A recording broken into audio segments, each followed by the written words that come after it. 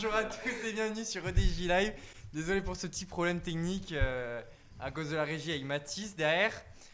Et donc aujourd'hui on va parler de quoi? On va parler de cyclisme et des championnats du monde et d'Europe qui ont lieu les 2 dernières semaines. Donc pour parler de ce sport, j'ai Thomas Gourdéos, Mathis Remilleux, Mathieu Armand et Roman Chaffard à mes côtés. Comment allez-vous? Très bien. Tranquillement, hein. Très bien. Satisfait d'être là pour la première? Oui. Oui, bien sûr. Allez, Club EDJ épisode 1, saison 2024-2025, c'est parti.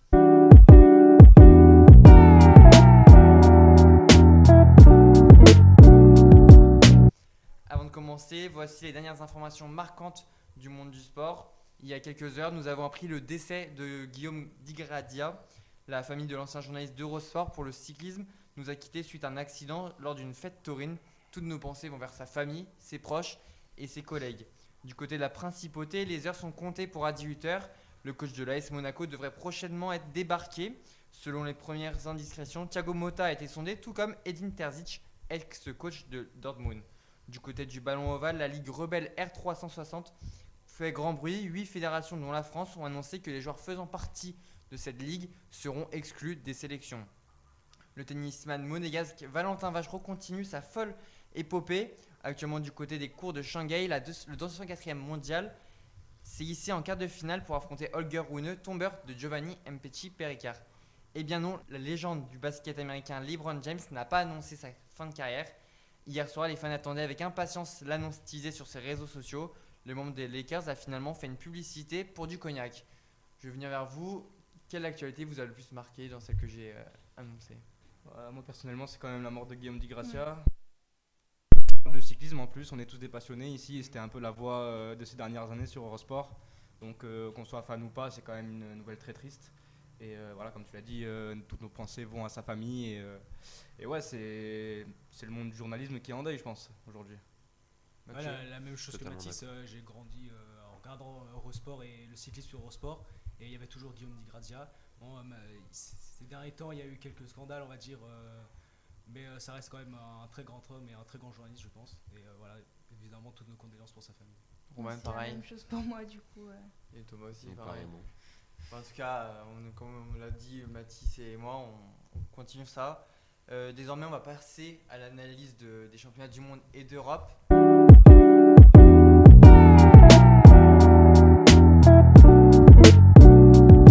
On va parler de la domination de Tadej Pogacar avec Roman.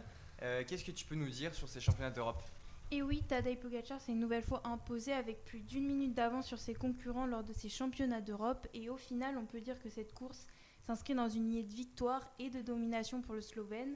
Dans l'histoire, Merckx, Armstrong ou tant d'autres ont dominé la planète cyclisme, mais pour Poggi, cela semble différent. Il y a quelques années en arrière, le Slovène montrait encore ses limites sur certaines courses, comme sur les hauts sommets du Tour face à Jonas Vingegaard. On se souvient notamment de sa défaillance sur les pentes du col de la Lose il y a maintenant 2 ans, qui lui avait coûté la victoire finale face au coureur danois. L'altitude semblait lui avoir fait défaut, mais aujourd'hui il semble avoir comblé la majorité de ses lacunes. Il s'est notamment illustré cette année sur Paris-Roubaix avec une 2e place derrière Mathieu Van Der Poel. Il paraissait également insubmersible sur les pentes du Tour de France cette année, comme avec une envie d'effacer les erreurs du passé. Il n'était pourtant pas seul, le seul homme en forme sur cette fin de saison, non? En effet, en cette fin de saison, on a pu voir de nombreux hommes en forme, Remco Evenepoel, récent vainqueur des championnats d'Europe et du monde de contre-la-montre, ou encore Isaac Del Toro et Juan Ayuso, coéquipier chez UAE Team Emirates. Et pourtant, aucun des trois n'a réussi à rivaliser avec Tadej Pogacar sur les championnats d'Europe et les mondiaux à Kigali.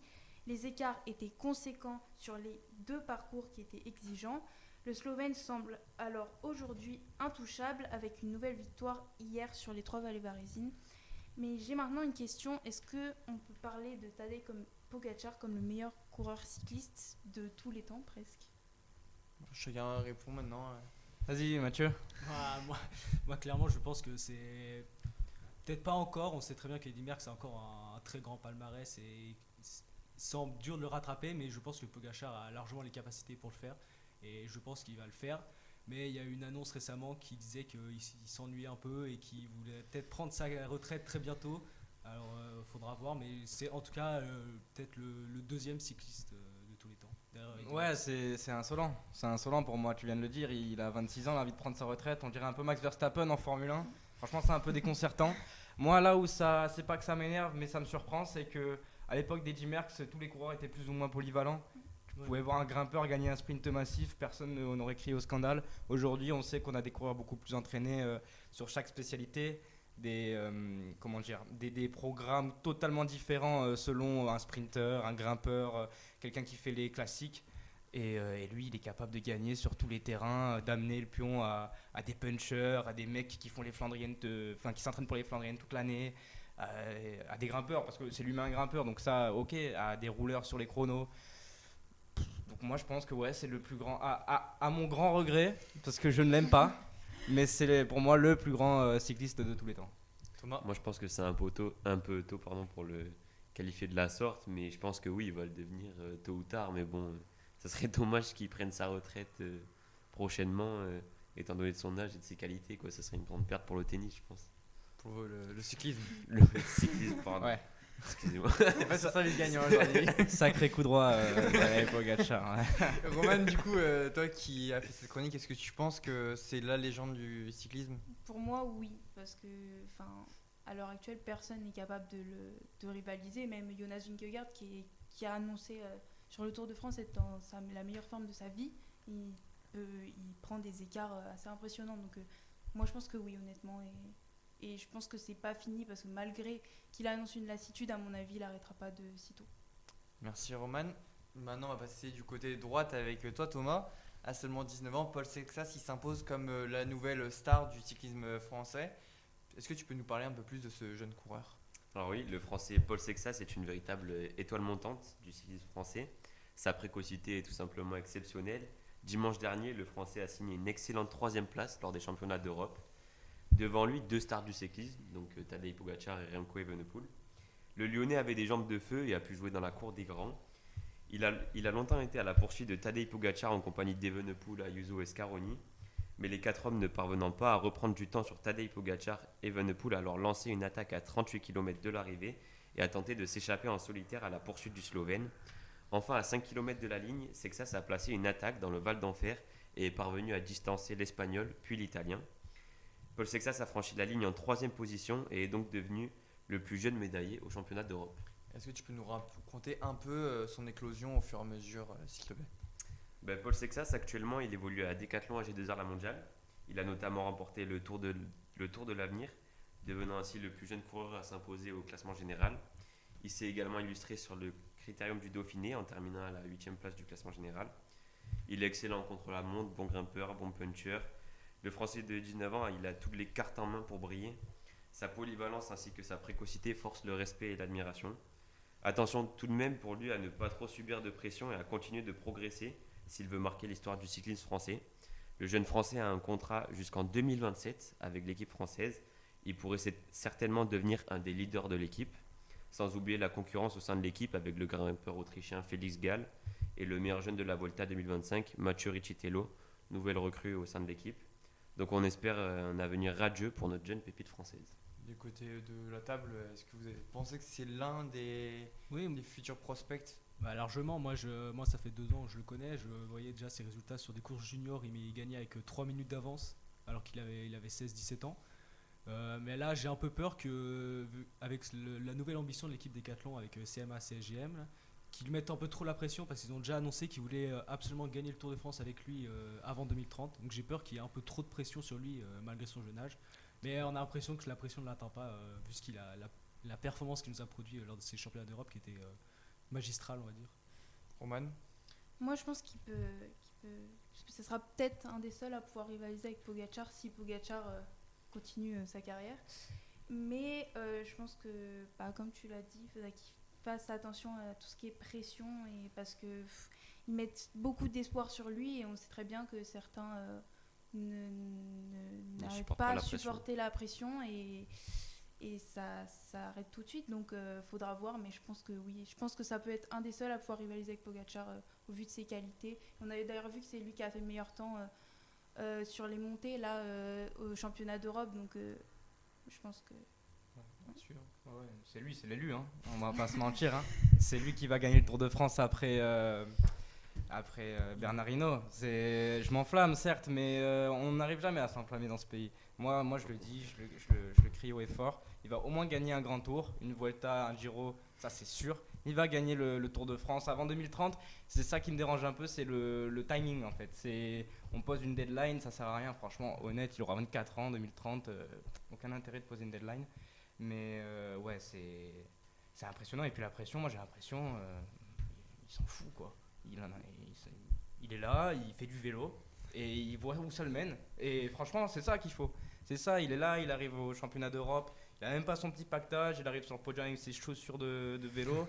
Il fait du vélo et c'est ça qui est kiffant en fait. Il fait du vélo et il finit 3ème des championnats d'Europe et c'est pour ça que moi je le vois aller super loin ce mec. Ah ouais. On va rester avec toi, Mathis. Ouais, avec plaisir. Là, tu vas parler des autres pépites sur le plateau, on va dire. Qu'est-ce que tu peux nous parler des championnats du monde et d'Europe? Ouais Enzo, donc les jeunes pépites du cyclisme mondial et européen sont affrontés sur les mêmes parcours que les seniors pour les deux championnats. Et le bilan il est plutôt positif pour les jeunes français, notamment avec chez les femmes une victoire, une championne du monde U23, c'est Célia Géry. Célia Géry, coureuse de chez FDJ Suez, déjà vainqueur de 3 étapes du Tour de l'Avenir féminin cette saison. Donc elle a su être impériale pour glaner le maillot arc-en-ciel cette année. Donc voilà, un vrai prospect encore pour le cyclisme français qui va se porter plutôt bien pour les prochaines années. Du côté des hommes, pas de titre malheureusement, mais des promesses, on va dire ça comme ça, avec notamment Johan Blanc, vice-champion du monde à Kigali pour les U19, qui a fini à 16 secondes du Britannique Harry Hudson, donc ça c'est quand même pas mal. Johan Blanc qui est un jeune grimpeur français plein de promesses, encore une fois, qui vient du centre de formation de la Groupama FDJ, tout comme Maxime Decomble, qui a été également très performant sur ces championnats du monde de Kigali, auteur d'un magnifique podium sur le contre-la-montre, échouant seulement à quelques dixièmes de la deuxième place, assez loin de la première place, mais quelques dixièmes de la deuxième place. Est-ce que, là tu nous parles de cela, mais est-ce que du côté des championnats d'Europe, ça a été performant ou pas? Ouais, bah encore Maxime Decomble qui s'est illustré sur les routes ardéchoises. Il a été sacré vice-champion d'Europe U23 derrière Jarno Vidar, qui est vraiment un gros prospect encore une fois du cyclisme belge, gros grimpeur qui a fini 3 ou 4e même 2e je crois du Tour de l'Avenir de cette année. Ouais, 2e derrière Paul Sexas. Donc c'est vraiment une grosse performance. Il a aussi pris une belle 4e place sur le contre-la-montre. Donc on voit que c'est un peu comme Paul Sexas. Bon, il a 1 an de plus que Paul Sexas, mais on voit pareil, c'est un bon grimpeur, assez bon sur le chrono. Donc encore une fois, un bon prospect pour la France pour ces prochaines années. Et ouais, j'ai l'impression que depuis sa belle 5e place justement sur le Tour de l'Avenir, il se libère. Il a tendance à se libérer un peu comme le ferait Paul Sexas, à se libérer de la pression. Donc ça c'est quand même pas mal. C'est une belle promesse pour les prochaines années. Et j'avais envie de parler d'en dehors des Français. Il y a eu quelques belles surprises aussi, notamment Lorenzo Fin, l'Italien, qui a gagné son titre mondial U23 un an après avoir gagné le titre U19. Donc ça c'est quand même une grosse performance et un bel espoir pour le cyclisme italien. Et enfin un petit phénomène que moi j'avais vu depuis quelques mois maintenant, c'est Karl Herzog, l'Allemand de chez Red Bull Bora, qui a gagné le titre U19 alors qu'il n'avait même pas encore 17 ans. Ça aussi c'est tellement arrogant. Donc voilà, des beaux coureurs et des belles surprises pour ces championnats d'Europe et du monde junior. Donc pas mal de coureurs à suivre, notamment côté français. On peut penser à Paul Sexas, Paul Magnier, Maxime Decomble maintenant. Est-ce que vous voyez l'avenir du cyclisme français radieux? Bah oui, on va dire qu'il faut y croire parce que souvent, tout le monde le dit, on n'y croit pas assez à chaque fois. Comme on a vu avec David Gaudu, on n'y a pas cru, des choses comme ça. Et il n'y a pas cru non plus d'ailleurs. Oui, lui aussi il a cru, mais là, il faut y croire. On a, je pense, une génération qui est incroyable. Paul Magnier, je ne sais pas ce qu'il a, mais il a 8 victoires ou 9 victoires. 8 victoires en 9 courses. Voilà, exactement, c'est impressionnant. Paul Sexas, même Romain Grégoire, il commence à être un peu plus vieux, mais il a encore 22, 23 ans. Il a 22 ans. Ça va. Oui. Puis il y a Vauclin, même s'il est là encore un peu plus vieux, mais je trouve qu'il y a quand même un bon vivier. Et encore derrière, ça, on le voit. Mais je pense que l'avenir est et côté française aussi. Oui, quand on regarde les performances sur le Tour de France femmes. Oui. Et même sur le Tour de l'Avenir, c'est Algérie qui a gagné 3 victoires plus le maillot vert. Même Marion Bunel qui fait 2e derrière Isabella Hongrem et qui semblait intouchable. Et puis oui, je voulais revenir aussi sur la performance globale de l'équipe de France U23 féminine, qui avait fait une course d'équipe magnifique. Vraiment Bunel qui avait emmené parfaitement aussi Algérie pour la victoire. Donc voilà. On va rester attendre un peu. Romain, ton avis sur le vivier le Moi, cyclisme je français? pense aussi qu'il y a des belles années devant le cyclisme français. Après, on peut aussi, on souligne aussi chez les femmes parce que ça n'a pas toujours été le cas et c'est moins évoqué. Mais oui, on a eu Célia Géry, on a aussi Églantine Rayet, par exemple, qui est aussi chez FDJ. Il y a beaucoup de. Enfin, FDJ aussi fait un excellent travail à aller recruter les jeunes françaises, même si on a vu un changement de dimension avec l'arrivée de Demi Vollering. Mais je trouve qu'il y a de belles choses à venir, je pense. Thomas, t'es d'accord? Je suis d'accord, mais je pense qu'il faut pas être trop chauvin quand même et pas mettre trop de pression sur les épaules des Français et dire de suite lui ça va être la future pépite, il va tout gagner. Je pense qu'il faut les laisser d'abord mûrir et après on verra. Mais oui, il y a de belles promesses quand même chez les En parlant Français. de ça, je sais pas si vous avez vu sur les posts de France TV Sport, ils ont parlé de où ils étaient Tadej Pogacar, Remco Evenepoel Ouais, au et même Jonas âge. Vingegaard Ouais. au même âge. Est-ce que vous avez vu ou pas? Oui, j'ai vu Paul Sexas. Non, j'ai pas vu, mais je savais déjà que Paul Sexas était en avance par rapport Ah à oui, tout le monde sur énormément. son Ouais, âge. peut-être Pas Evenepoel, mais Evenepoel, ouais. il était. Oui, oui, c'est vrai qu'Evenepoel était très jeune, très mature, mais. Mais il était chez les espoirs encore à son âge. Et Donc, puis ouais, après, c'est vrai Evenepoel. que pour ce qui est de Vingegaard et Pogacar, Pogacar restait jeune quand il a gagné le Tour face à Roglic, 21 ans. mais, 20 ans. mais ça paraît maintenant presque limite vieux comparé, on voit Paul Sexas arriver, tout ça, donc c'est sûr qu'il est vachement en avance par rapport aux autres. Et puis Vingegaard a vraiment, on va dire, explosé sur le tard. Et- À 24 ans. Ouais, C'est Vingegaard pas sur le très tard, tard, mais ouais. 24 ans, c'est vrai qu'à 19 ans, il était poissonnier, Oui, il Vingegaard. était passionné, Ouais. ouais. Voilà. C'est vrai. Donc là, on va parler cyclisme féminin et Mathieu. On attendait tous Pauline Ferrand-Prévot, mais cela ne s'est pas passé pour notre championne. Et aussi pour les autres françaises, non? Et oui, vainqueur du Tour de France et de Paris-Roubaix cette année, la franc-comtoise était une des grandes favorites des championnats du monde au Rwanda et des championnats d'Europe chez elle en France. À Kigali, elle s'est fait piéger au même titre que les autres favorites, avec un groupe de dizaines de coureuses qui est parti à 35 km de l'arrivée. À l'avant, on retrouvait quand même une française, Evita Muzik, mais qui a été lâchée très vite à 20 km et qui a fini extrêmement loin. Et derrière, les tricolores travaillent pour Ferrand-Prévot, mais elles n'ont jamais été capables de revenir sur la tête de course. Les rescapés de ce groupe se jouent donc le titre à l'avant et c'est à surprise générale la québécoise Magdeleine Vallière qui s'impose. Et du coup, il n'y a pas de deuxième titre pour PFP après celui de 2014. Du coup, la première française, c'est Juliette Abou qui termine 13e et Pauline Ferrand-Prévot 16e. Et du coup, après la course, elle déclare qu'elle n'était pas la plus forte car elle manquait de puissance sur les pavés. Elle part aussi d'une course plus tactique que physique à cause de l'absence des oreillettes. La française restait tout de même confiante pour les championnats d'Europe où elle comptait gagner pour l'équipe qui lui a fait confiance. Mais du coup, tu parles des championnats d'Europe, mais il n'y a pas eu un petit problème? Oui, alors qu'on voyait Pauline Ferrand-Prévot se parer du maillot étoilé en France, elle déclare forfait quelques jours avant la course. Malade, elle ne pourra pas essayer de se rattraper après son loupé des mondiaux. La néerlandaise Demi Vollering s'impose et est sacrée championne d'Europe après avoir fait exploser le peloton à 40 km de l'arrivée. Une accélération fatale à nos Françaises qui n'ont jamais réussi à suivre les meilleurs. Juliette Labou termine 6e et doit se contenter d'une place d'honneur à plus d'1 minute du podium et 2 minutes 30 de la néerlandaise. Cédrine Kerbaol rentre aussi dans le top 10 à la 9e place à plus de 4 minutes 30 de Vollering. Des championnats à oublier au vu de la qualité de l'effectif. Merci Mathieu. Est-ce que vous êtes d'accord sur l'avis de Mathieu qui est sur sa chronique? Ouais, c'est décevant. Alors moi, pour être tout à fait transparent, je regarde un peu moins le cyclisme féminin, mais c'est vrai que PFP, c'est monstrueux. Ça fait 15 ans qu'elle est là, qu'elle gagne sur tous les VTT, cyclocross, vélo de route. Donc à chaque fois qu'elle se pointe sur une course, on en attend beaucoup. Bon là, ça a été décevant. Evita Muzik aussi, qui est une grimpeuse très solide quand même. Ça fait quelques années qu'on la voit sur le Tour de France ou sur toutes les courses World Tour finalement. Donc c'est un peu dommage, on va dire. Juliette Labousse, pareil. C'est décevant, mais j'ai envie de dire c'est assez logique parce que c'est une grosse équipe. Mais on voit aujourd'hui que dans le cyclisme moderne, il faut une grosse équipe et une individualité. Et c'est vrai qu'une grosse équipe, ça suffit plus aujourd'hui. Et c'est PFP, elle a fait une grosse saison, mais elle n'était pas là sur les championnats d'Europe. Elle était un peu malade, je pense aussi sur les championnats du monde. Ça serait assez logique. Et donc voilà. Et donc ça fait un gros effectif sans grosse tête de gondole. Et c'est vraiment ce leader qui a manqué. Donc c'est pas super étonnant pour moi au vu de la condition physique de PFP en tout cas. Roman, tu es d'accord sur l'avis de Mathis? Oui, je suis d'accord. Après, est-ce qu'on peut, surtout pour les mondiaux, je ne sais pas vraiment si on peut parler de déception parce que ça a été pour toutes les grosses équipes, parce que ça a été une grosse surprise. Même Katarzyna Niewiadoma a déclaré que les favorites avaient réellement mal joué le coup. Donc, et puis PFP s'est fait opérer de la cheville là. Donc je pense qu'aussi voilà. Après les autres françaises, oui, bah c'est depuis quelques années, j'ai l'impression qu'on a l'impression d'arriver avec une grosse équipe, mais il n'y a pas la personne pour faire la différence. Et vraiment, même si Juliette Labousse, bon, elle est toujours en embuscade, mais jamais toujours placée, mais jamais vraiment récompensée. Donc voilà, je pense que. Thomas, tu veux C'est rajouter quelque chose ou pas? Non, je partage l'avis de Roman et Machis. Rien de spécial à ajouter. Ouais, tu regardes pas le cyclisme Si, je féminin. regarde, mais pas beaucoup. Ouais. Je suis les résultats en vrai. Merci beaucoup pour ces chroniques. Désormais, on va passer au calendrier des événements à suivre. Pas comme l'année dernière, on va être un peu plus court. On va parler des matchs de l'équipe de France, de l'équipe de France Foot, qui a les qualifications là, une nouvelle trêve.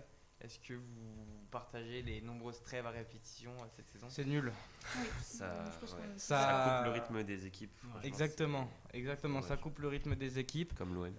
Faut bien faire des matchs de qualification, mais de là en faire toutes les 2 semaines ou tous les mois, ça biaise tout, je trouve. Et puis au vu des problèmes qu'il y a eu à la dernière trêve déjà avec Dembélé et Doué. Entre le PSG, ouais. ouais. Puis là encore Mbappé qui est blessé, mais je crois qu'il va pas jouer. Donc, Barcola qui a fait forfait aux dernières Ouais. minutes. Mayoulou aussi du côté des espoirs. Ouais. Les tensions, il y a un peu de tension entre le PSG et la FFF. On Le pense. retour de Flotovin Ça aussi. se comprend. Ouais, Ouais, retour de Flotov, Florentin, c'est si. énorme, ça. Il y a aussi l'Euroleague avec l'AS Monaco, Paris Basketball et l'Asvel. Est-ce que vous attendez un match en particulier s'il y a des suiveurs du basket? Ouais, moi j'étais au premier match d'Euroleague pour Monaco et c'est vrai que c'était un peu décevant. Ils se sont fait bouger physiquement et tactiquement par Kaunas. On le sait, c'est pas une équipe non plus de haut tableau d'Euroleague. Alors c'est vrai que je suis pas beaucoup le basket, mais moi j'attends beaucoup Monaco. Je les attends au tournant parce que c'est une grosse équipe, gros budget et gros nom, notamment avec Mike James. Donc ouais, moi je les attends au tournant Monaco. Thomas, Ouais, moi je suis allé voir aussi un match d'Euroleague Monaco-Dubaï. Bon, c'était Dubaï en face, donc forcément Monaco a dominé. Mais c'est vrai qu'ils ont des beaux noms, pas forcément que Mac James. Hein. Okobo, Et l'Allemand aussi. finalement, ouais. Ouais, champion d'Europe Saïs. dans le 5 majeur Saïs, du. je crois, je sais que c'est Saïs. Ouais, c'est ça. Dans le 5 majeur des champions d'Europe, donc ouais, ça rigole pas Monaco non plus. Moi je suis pas trop suiveur de basket, mais je vois très bien que je suis un peu le résultat et je vois qu'à chaque fois Monaco est toujours dans les 5-4 premiers de l'Euroleague. Du coup évidemment on attend Finaliste l'année beaucoup. dernière. Finaliste de Oui, l'Euroleague. mais non, je parle dans la phase de ligue. Oui. Après ils ont été finalistes, ils ont été demi-finalistes l'année d'avant. Donc oui, ça reste une grosse équipe. Du coup évidemment on en attend beaucoup à chaque fois. Roman, tu suis pas le basket? Non, pas spécialement, mais c'est toujours. Enfin, l'AS Monaco, c'est toujours un grand nom, quel que soit le sport. Donc. Il y aura aussi le top 14 à suivre en fin de semaine, notamment avec un gros match, on peut l'annoncer comme ça. Toulouse contre Bordeaux-Bègles, mais aussi un Pau-Bayonne où il y a 2 gros outsiders cette saison. Est-ce que vous attendez un match en particulier si vous suivez le rugby ici? Toulouse-Bordeaux. Ouais, quand même. Bordeaux, ça va être un tournant pour le Toulouse-Bègles. titre. Enfin, pas que le match allait, mais bon. Le vainqueur des deux prendra une longueur d'avance sur l'autre. Donc, Puis c'est purement Autant- psychologique quoi. ouais, voilà, psychologique. Et Toulouse doit se rattraper aussi parce qu'ils ont perdu la semaine dernière contre Ouais. l'Aviron Bayonnais. Ils perdent Et- 2 matchs à ouais. plus de 40 points. Ça fait un peu parler du côté de Toulouse. Mais il y a aussi la F1, il y a aussi la MotoGP. Donc il y a encore beaucoup de sports. Et bientôt le retour de la saison hivernale avec le biathlon, le ski alpin. Donc des rendez-vous à ne pas manquer. Désormais, on va passer au jeu de fin d'émission.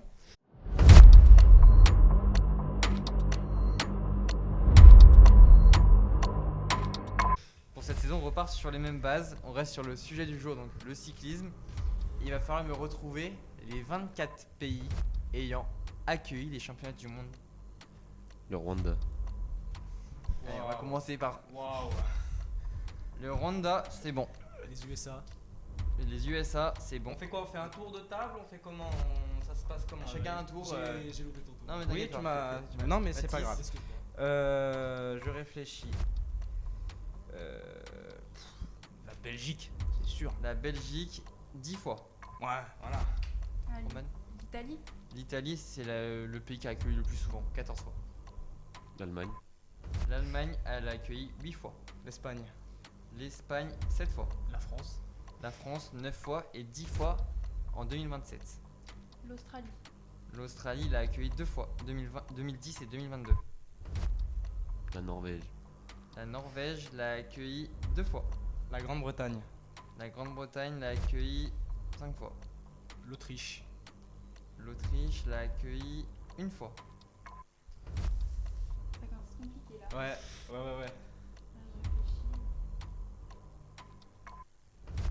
Le Portugal, mais je suis pas sûre. Le Portugal l'a accueilli une fois en 2001. La Suisse. La Suisse l'a accueilli 11 fois. Je suis dedans.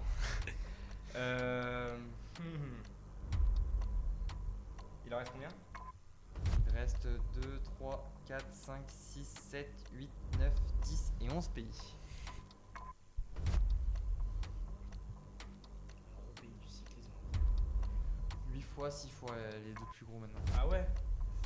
Et on part sur le chrono. 5, 4, 3, 2, 1. Le Canada. Le Canada, 2 fois, 1974 et 2003. Je vais dire la Colombie. La Colombie, une fois, Ouah, 1995. Pas osé celui-là.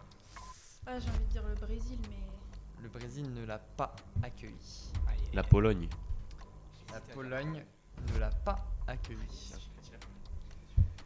Donc il reste plus que Mathis, Mathieu, premier qui se trompe. C'est fini. Si un pays qui a déjà été dit, on est éliminé? Non, t'as le droit de Ok, Pays-Bas. Pays-Bas n'a pas été dit et il a accueilli 8 fois les championnats du monde. L'Écosse. On a compté C'est que la Grande-Bretagne. Grande-Bretagne. On a compté Ah, ok, Grande-Bretagne. c'est la Grande-Bretagne. Donc tu pourrais essayer. J'ai peur de le dire. Les Émirats Arabes Unis. C'est bien Les tenté. Émirats Arabes Unis ne l'ont toujours pas accueilli et c'est dans les prochaines années qu'ils vont le Il n'y recevoir. avait pas un championnat du monde à Dubaï. Non, Non. C'est le Qatar. Ah, c'est C'est le Qatar. Oh putain, non, j'ai confondu. Il n'y a pas la Slovénie. non. Il n'y a pas la Slovénie. Moi j'aurais dit le Danemark après. Danemark 6 fois. Ah ouais, c'est là. République tchèque 2 fois. La Nouvelle-Zélande. Hongrie 1 fois. Luxembourg 1 fois. Uruguay Ah, 1 fois. Luxembourg, je voulais dire. Uruguay J'ai- en co-organisation avec l'Italie en 1968. Donc je ne sais pas d'où c'est ça. Apparemment, Ça, c'est surprenant. Là le fit il est bizarre. Il traversait la mer à vélo. Ah ouais, oui, exactement. Le Venezuela une ouais. fois. Le Japon une fois. ouais. Et du coup le Qatar en 2016. Ah, c'était le Qatar, je me suis J'ai trompé. hésité les pays de l'Asie aussi, mais. Il Ouais, y c'était avait pas que, simple à il y avait tenter, que ça. que le Japon du coup en pays asiatique à Ouais. recevoir. Du coup c'est toi Mathis qui gagne le premier jeu de fin d'émission de Club C'est vrai. EDJ. En tout cas merci de nous avoir suivis, merci à vous d'être venus sur le plateau. Avec plaisir. On se dit à 2 semaines pour une nouvelle émission Club EDJ qui sera axée sur le tennis. Continuez de suivre l'actualité sportive, à très vite.